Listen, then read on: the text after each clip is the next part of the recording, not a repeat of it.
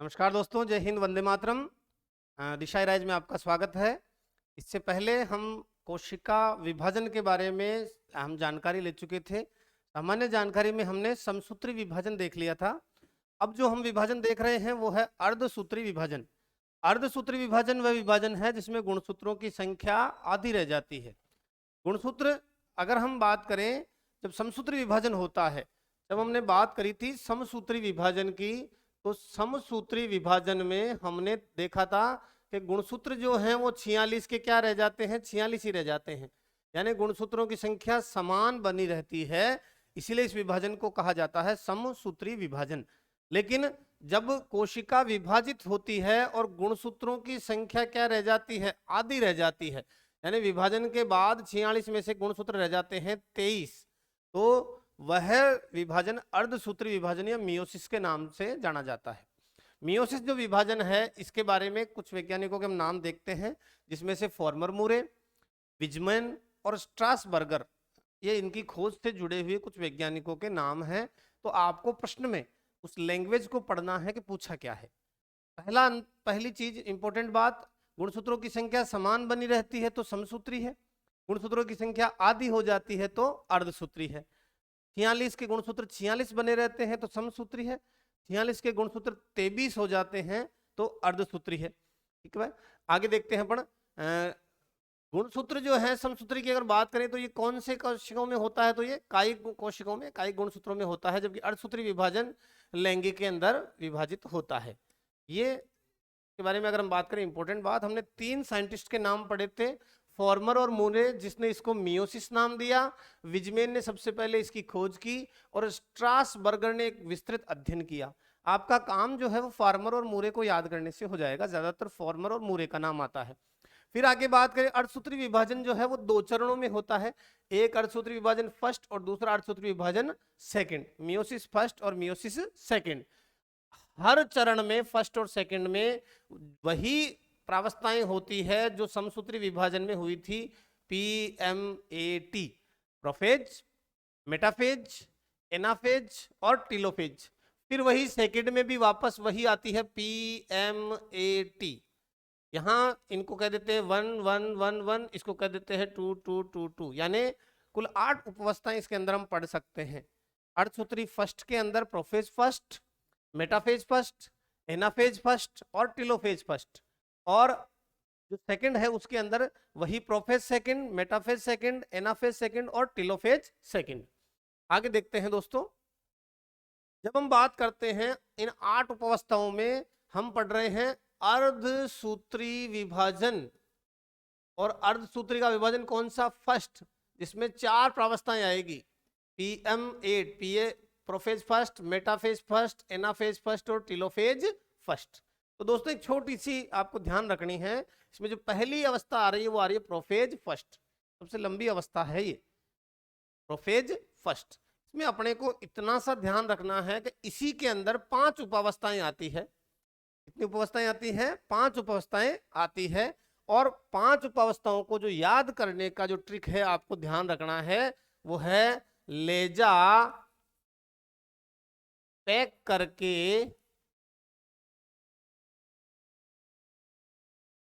डीडा को, लेजा पैक करके डीडा को, डैडी को याद रखना, लेकिन डीडा है सही, तो लेजा पैक करके डीडा को याद रह जाएगा। ले से लेप्टोटिन, जा से जाइगोटिन, पैक से पैकेटिन, डी से डिप्लोटिन और डा से डाइकाइनेसिस। यहीं पर आपको इन प्रावस्थाओं के एक लाइन याद करनी, ताकि कभी क्रम आ जाए। ज्यादा डिटेल में इसमें आपके लेवल पे पूछते नहीं है, इसलिए अपन ज्यादा डिटेल में थोड़ा सा देखेंगे जरूर, लेकिन ज्यादा डिटेल में नहीं जाएंगे। लेजा पैक करके डीडा को, लेजा पैक करके डीडा को क्या है? ये प्रोफेज की उपावस्थाएं जिनका क्रम है leptotene, zygotene, pachytene, diplotene, diakinesis. 5 उपावस्थाएं हैं। जो ये किसकी उपावस्थाएं हैं? ये है प्रोफेज फर्स्ट की। किसकी उपावस्थाएं भाई? ये प्रोफेज फर्स्ट की। आगे देखते हैं, जो 5 उपावस्थाएं हैं उन पांचों में अपने को एक एक प्रश्न देखना है। प्रश्न क्या है? प्रश्न ये है कि लेप्टोटिन अवस्था में क्या बनते हैं? क्रोमोनिमेटा। क्या बनते हैं भाई? क्रोमोनिमेटा। उसके बाद में जाइगोटिन की बात करें तो जाइगोटिन में बनते हैं सिनेप्सिस। इसका निर्माण होता है सिनेप्सिस का कौन सी अवस्था में होता है? जाइगोटिन में। पहली लेप्टोटिन में क्या बनते हैं? क्रोमोनिमेटा। दूसरी वाली में सिनेप्सिस का निर्माण होता है। पेकिटिन में होता है क्रॉसिंग ओवर। क्या होता है? ये 5 ही प्रश्न याद रखने हैं आपको इस पूरी रामकथा से, 4 ही प्रश्न। Crossing over. फिर अगर हम बात करें डिप्लोटिन अवस्था की, तो डिप्लोटिन अवस्था के अंदर क्या बनते हैं? तो काइजमेटा। क्या बनते हैं? काइजमेटा। और 5वीं डाइकाइनेसिस के अंदर झिल्ली जो है वो लुप्त होना शुरू हो जाती है। लेकिन ये 4 प्रश्न इंपॉर्टेंट, वापस देखते हैं। क्रोमोनिमेटा कौन सी अवस्था में बनते हैं? लेप्टोटिन में। सिनेप्सिस किस अवस्था में बनते हैं? जाइगोटिन में। क्रॉसिंग ओवर किस में होता है? पैकिटिन में। काइजमेटा किस में बनते हैं? डिप्लोटिन में। और झिल्ली लुप्त किस में होती है? तो डाइकाइनेसिस के अंदर। आगे ये सभी अपन ने देख लिया है एक एक लाइन में, ज्यादा अपने को इसमें समय व्यर्थ नहीं करना है। डाइकाइनेसिस में वापस केंद्रक कला और केंद्रक झिल्ली लुप्त होने लगती है। यहां पर चरण आया है केवल प्रोफेज फर्स्ट, इसके बाद में मेटाफेज फर्स्ट, एनाफेज फर्स्ट और टीलोफेज फर्स्ट, ये 4 चरण आते हैं। इन 4 चरणों के बाद आगे हम प्रवेश करते हैं अर्धसूत्री विभाजन सेकंड में। अर्धसूत्री विभाजन सेकंड में, और उसमें सेम वही प्रोसेस आ जाता है जो समसूत्री विभाजन में रहा था। कौन कौन से? Prophase second, metaphase second, anaphase second और टीलोफेज सेकंड। टीलोफेज सेकंड के अंदर 2 कोशिकाओं से 4 कोशिकाएं बन जाती है। हम 2 पुत्री कोशिकाओं से, 2 जनक कोशिकाओं से शुरुआत करी थी, उससे 4 पुत्री कोशिकाएं बन जाती है। जनक से विभाजन हुआ और डॉटर सेल्स बन गई। 2 से कितनी बनी? 4। आगे बात करते हैं पण समसूत्री विभाजन और कोशिका विभाजन में यदि हम अंतर देखें तो वो अंतर में हम देखते हैं कि समसूत्री विभाजन जो है वो कायिक कोशिका में होता है, हमने बात करी थी। अर्धसूत्री विभाजन जो है वो जनन कोशिकाओं में होता है। और जनन कोशिकाओं, मनुष्य में गुणसूत्र कितने होते हैं? 46। इन 46 में से 44 गुणसूत्र कायिक गुणसूत्र कहलाते हैं और 2 गुणसूत्र जो हैं जनक गुणसूत्र कहलाते हैं। समसूत्री विभाजन में जो समय है वो कम लगता है, लेकिन अर्धसूत्री विभाजन में समय ज्यादा लगता है। समसूत्री विभाजन में 1 कोशिका से 2 कोशिकाएं बन जाती है, जबकि यहां पर 1 विभाजन होता है जिससे 4 कोशिकाएं बनती है। ठीक है, ये अंतर। संतति कोशिका में जनक जैसे गुणसूत्र होने के कारण आनुवांशिक विविधता नहीं होती। आनुवांशिक विविधता लाने के लिए कौन सा विभाजन आवश्यक होता है? तो अर्धसूत्री विभाजन आवश्यक होता है। आपके लेवल पे ये जो टेबल में बना रहा हूं और जो बाद में भी इसके बाद अपन क्वेश्चंस लेंगे, ये आप जरूर ध्यान करें, इससे आपका काफी काम हो जाएगा। आपको टॉपिक पे ज्यादा समय व्यर्थ करने की जरूरत नहीं रहेगी। वापस जब समसूत्री विभाजन होता है तो आनुवांशिक विविधता नहीं आती, क्योंकि जो हम बात करते हैं मिक्सिंग नहीं हो पाता। अर्धसूत्री विभाजन में गुणसूत्रों की संख्या क्या आती है? आधी रह जाती है, आधी माता से आधी पिता से। तो गुणसूत्रों का क्या होता है? मिक्सिंग होता है, जिससे आनुवांशिक विभिन्नताएं पैदा होती है। संतति कोशिकाओं में जनक कोशिका से भिन्न गुणसूत्र होने के कारण आनुवांशिक विविधता होती है, यहाँ पर आनुवांशिक विविधता नहीं होती। गुणसूत्रों के आनुवांशिक पदार्थों में आदान प्रदान नहीं होता, लेकिन यहाँ पर आदान प्रदान होता है। इसमें प्रोफेज अवस्था जो है वो छोटी होती है। इसमें जो प्रोफेज फर्स्ट पढ़ी थी अपन ने, प्रोफेज फर्स्ट, वो बहुत लंबी अवस्था होती है। और इस लंबी के अंदर आज अपन ने एक ट्रिक भी देखा था, लेजा पैक करके डीडा को, लेजा पैक करके डीडा को। तो 5 उपअवस्थाएं थी, इसलिए ये अवस्था भी क्या होती है? लंबी होती है। दोस्तों, समसूत्री विभाजन जो है वो शरीर में मरम्मत, वृद्धि, है ना, इनमें चोट लगने पर घाव भरने में, इनमें समसूत्री विभाजन के द्वारा ही कोशिकाएं विभाजित होती है। जबकि अर्धसूत्री विभाजन जो है वो जीवों में नए गुणों को पैदा करने, जीवों में बदलाव लाने के लिए बहुत आवश्यक है। ये हम सारी जो है इस टॉपिक में चर्चा कर चुके हैं। और इससे पहले जब समसूत्री विभाजन हमने पढ़ा था तब इनकी डिटेल से अपन ने चर्चा कर ली थी। लेकिन इंपॉर्टेंट प्रश्नों में अपने को देखना है, क्रोमोनिमेटा देखना है, सिनेप्सिस देखना है, काइजमेटा देखना है, क्रॉसिंग ओवर याद रखना है। ये प्रश्न बार बार घूम फिर के रिपीट हो जाते हैं, यही प्रश्न चलते हैं। अपन कितना भी और पढ़े करें, ज्यादातर एग्जामों में अपने को यही प्रश्न आपको देखने को मिलते हैं। तो ये बिल्कुल अपने को ध्यान में रखना है। आगे देखते हैं, इंपॉर्टेंट प्रश्न है, कोशिका विभाजन को सबसे पहले किसने और कब देखा? तो विर्चोव ने देखा।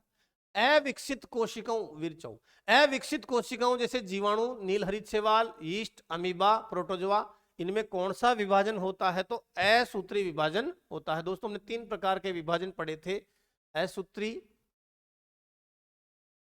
समसूत्री और अर्धसूत्री। विभाजन कितने प्रकार के कोशिकाओं के? 3 प्रकार के।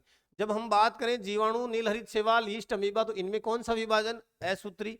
जब हम बात करते हैं कायिक कोशिका की तो कौन सा विभाजन? समसूत्री। जब हम बात करते हैं लैंगिक कोशिका की तो कौन सा विभाजन? अर्धसूत्री। तो यहां पर हमारा दूसरा प्रश्न। अगला देखते हैं, कौन सा विभाजन कायिक कोशिकाओं में होता है? कौन सा होता है भाई? अपने अच्छी तरह याद कर लिया इसको। ये कौन सा विभाजन होता है? समसूत्री विभाजन होता है। समसूत्री कोशिका विभाजन का कार्य है, ये भी अपन ने अच्छे से देख लिया है। समसूत्री विभाजन, ये सब मैंने जो प्रश्न लिए हैं ये सारे एग्जाम में पूछे हुए प्रश्न हैं, या वेरी वेरी मोस्ट इंपोर्टेंट प्रश्न ही हमने लिए हैं। इनको आपको तैयार करना ही है, ठीक है। या तो आपने टॉपिक जब पढ़ा होगा तो समझ में आ गया होगा, नहीं तो अभी यहाँ आप इसको याद कर लें, कंटेस्ट कर लें, जैसे भी है इसको माइंड में बिठाएं। समसूत्री विभाजन का क्या कार्य है? तो कोशिकाओं की मरम्मत करना, वृद्धि करना, जख्म भरना। समसूत्री विभाजन की खोज किसने की? वाल्टर फ्लेमिंग ने। अर्धसूत्री कोशिका विभाजन संबंधित है, तो यहाँ पर 2 प्रश्न बनेंगे। इसकी खोज जो है विजमेन ने की, नाम दिया फॉर्मर और मूरे ने। यहां पर हमने एक और एक्स्ट्रा चीज पढ़ी थी कि विस्तृत ज्ञान किसने दिया? तो स्ट्रॉस बर्गर ने। इसलिए 3 का नाम याद रखना है। बर्गर भी खाना भाई, है ना, बर्गर जो खाना है, बर्गर के बीच में 2 फार्मर और मूरे को रखना है ककड़ी के रूप में, और टमाटर की जगह विजमेन को रख लेना। 3 नाम याद रखने हैं भाई आपको, है ना, कैसे भी याद रखे। लेकिन मैंने ज्यादातर कहा आपको एग्जाम के दृष्टि से फॉर्मर और मूरे से काम चल जाता है। अर्धसूत्री विभाजन किसमें होता है? तो जनक कोशिका में। यहां हम 3 प्रश्न लिए थे। असूत्री विभाजन नीलहरित शैवाल, यीस्ट, अमीबा, प्रोटोजोआ में। समसूत्री विभाजन जो है कोशिकाओं की मरम्मत करने के लिए और कायिक कोशिकाओं में। अर्धसूत्री विभाजन जो है वो जनक कोशिकाओं में। अर्धसूत्री फस्ट की पूर्वावस्था कितने चरणों में विभाजित होती है? अर्धसूत्री फस्ट की पूर्वावस्था 5 चरणों में विभाजित होती है। हमने लिया था लेजा पेक करके टीडा को, डेड को याद रख लेना, डीड है ना, लेकिन डेड से गड़बड़ हो सकती है। लेकिन लेजा पेक करके डीडा को, ले से लेप्टोटीन, जा से जाइगोटीन, पेक से पेकिटीन, डी से डिप्लोटीन, डा से डाइकाइनेसिस। अच्छी तरह याद हो जाएगा बिल्कुल ये, है ना। आगे, कोशिका चक्र का सही क्रम है, ये हमने पिछले वीडियो के अंदर बहुत चर्चा करके लिया था। G1 S G2 ये तो किसके पार्ट है? ये तैयारी की अवस्था के पार्ट है। कौन सी अवस्था? तैयारी की अवस्था, जिसे हम क्या कहते हैं? जिसे हम कहते हैं इंटरफेज। क्या कहते हैं? इंटरफेज। हिंदी में अंतरावस्था। क्या कहते हैं? अंतरावस्था। कंफ्यूज नहीं होना। एक है अंत्यावस्था, अंत्या है ना, एंड, टीलो, टीलो यानी पूंछ, टेल। तो लेकिन ये कौन सी है? अंतरावस्था, जिसमें G1 S G2 पाया जाता है और उसके बाद में माइटोसिस होता है। आगे देखते हैं। जिसने बच्चे ने पूरे वीडियो देखे हैं उनको ये प्रश्न बिल्कुल कंठस्थ है। पूरे वीडियो देखने के बाद इन प्रश्नों को हम इसीलिए लेते हैं ताकि आपको ये प्रश्न कंठस्थ रहे, इनकी समझ बन जाए और अपन डायरेक्ट इसको याद कर सकें। कुछ बच्चे स्किप करके एंड में पहुंचते हैं प्रश्नों के लिए, तो उनको थोड़ा सा याद करने में उतना ही समय लगेगा, जबकि आप वीडियो देखने के बाद इनको तैयार करोगे तो आपका चीजें कंठस्थ रहेगी। कोशिका चक्र की सबसे लंबी प्रावस्था कौन सी है? तो अंतरावस्था। अभी हमने बात की, इसको किस नाम से जानते हैं? इंटरफेज। इसी को क्या कहते हैं? तैयारी की अवस्था। यही सबसे लंबी अवस्था है। कोशिका चक्र की सबसे सक्रिय अवस्था भी यही है, सबसे सक्रिय अवस्था भी यही है, इंटरफेज या अंतरावस्था। सूत्री विभाजन की किस प्रावस्था में क्रोमोसोम तर्कु की मध्य रेखा पर आ जाते हैं और मध्य रेखा प्लेट के साथ साथ पंक्तिबद्ध हो जाते हैं? बहुत बार एग्जामों में पूछा है। कोशिका विभाजन के ज्यादातर पूछे जाने वाले सवालों में से ये एक है। आंसर जाएगा मध्यावस्था। हमने एक ट्रिक लिया था PM8, prophase, metaphase, anaphase, telophase. तो कौन सी अवस्था में गुणसूत्र जो है वो मध्य पटलिका पर आ जाते हैं? तो वो है मेटाफेज। आगे, सूत्र युग्मन या सिनेप्सिस किस प्रावस्था में होता है? हमने बात करी थी लेजा पेक करके टीडा को, ले से लेप्टोटिन, लेप्टोटिन के अंदर क्या बनते हैं? लेप्टोटीन के अंदर काइजमेटा बनते हैं, जा से, जा में क्या बनते हैं, सिनेप्सिस बनते हैं, क्या बनते हैं, सिनेप्सिस बनते हैं। पैकिटिन, पैकिटिन के अंदर क्या होता है, पैकिटिन में जीन विनिमय होता है, जीन विनिमय। डिप्लोटिन, डिप्लोटिन में क्या होता है, काइजमेटा बनते हैं, काइजमेटा। ये 4 सवाल मैंने कहा था वेरी वेरी मोस्ट इंपोर्टेंट है, वेरी वेरी मोस्ट इंपोर्टेंट है। तो आप अपने जो यहाँ सवाल आया है सूत्र युग्मन, जिसे हम कहते हैं सिनेप्सिस, सिनेप्सिस जा से एक ही नाम आएगा आपके हमेशा, जाइगोटिन, याद हो जाएगा। लेजा पैक करके डेटा को 4 सवाल क्रम से जमाएं, इन ट्रिक को क्रम से जमाएं, प्रश्न गलत ही नहीं होगा। आगे, समसूत्री विभाजन के लक्षण स्पष्ट दिखाई देते हैं जिससे गुणसूत्रों की आकारिकी का अध्ययन आसानी से किया जा सकता है। वो भी कौन सी अवस्था है, मध्यावस्था है। गुणसूत्र मध्य में आ जाते हैं, आकार में थोड़े बड़े रहते हैं, जिससे उनका अध्ययन आसानी से किया जा सकता है। काइजमेटा किस अवस्था में दिखाई देते हैं, वापस यही ट्रिक है, लेजा पैक करके डेटा को, बहुत बार आ चुका प्रश्न है ये, इसलिए अपने इसकी ट्रिक भी बनाई है और आपको 4 प्रश्न भी लिखाए हैं। काइजमेटा कहाँ है भाई, डी से है। काइजमेटा कहाँ है, डी से है, तो डी से क्या बनेगा, डिप्लोटिन, हिंदी में बोलते हैं द्विपट, क्या बोलते हैं, द्विपट। आगे, ये भी बहुत बार एग्जाम में पूछा हुआ प्रश्न है, देखा होगा आपने, कोशिका विभाजन की कौन सी अवस्था में गुणसूत्र यू, वी या जे आकार के दिखाई देते हैं। देखो, गुणसूत्र मध्य पटलिका पर आ जाते हैं, मध्यावस्था में म से मध्य, और अगली अवस्था के अंदर गुणसूत्रों जो खिंच जाते हैं खिंचने पे, उनका आकार जो है वो वी जे है ना, इस तरह का हो जाता है। तो ये कौन सी अवस्था है, ये एनाफेज है। एनाफेज को हिंदी में कहते हैं पश्च अवस्था, पश्चावस्था। फिर आज का लास्ट प्रश्न ले रहे हैं हम, जीन विनिमय संबंधित है। वापस यहाँ जीन विनिमय किससे संबंधित है, पैकिटीन से। अंग्रेजी, हिंदी में बोलते हैं उसको स्थूलपट्ट, अंग्रेजी में क्या बोलते हैं, पैकिटीन। आपको थोड़ा सा क्लिष्ट ये शब्द याद करने पड़ेंगे, हिंदी शब्दों में मत जाना, एग्जाम में याद भी कर लेते हैं और पूछते भी नहीं है, पैकिटीन। दोस्तों, ये जो प्रश्न है एग्जाम के प्रश्न है, और अगर इन प्रश्नों को तैयार करना है तो आप थोड़ा सा वीडियो देखें ताकि आपके समझ बनेगी, आप इन प्रश्नों को कभी नहीं भूलोगे। 2-3 ट्रिकें अपन ने ली है इसमें, एक तो PM8 prophase, metaphase, anaphase, telophase, और एक लेजा पैक करके डिडा को, और उनके साथ पैरेलल अपन ने क्वेश्चंस आपको समझाने का प्रयास किया है। तो आप उन ट्रिक्स को देखें, और जो प्रश्न आ रहे हैं उनको नहीं छोड़ना है, एग्जाम में जो पूछे जा चुके हैं उनको भी तैयार करना और उनकी समझ भी विकसित करनी है।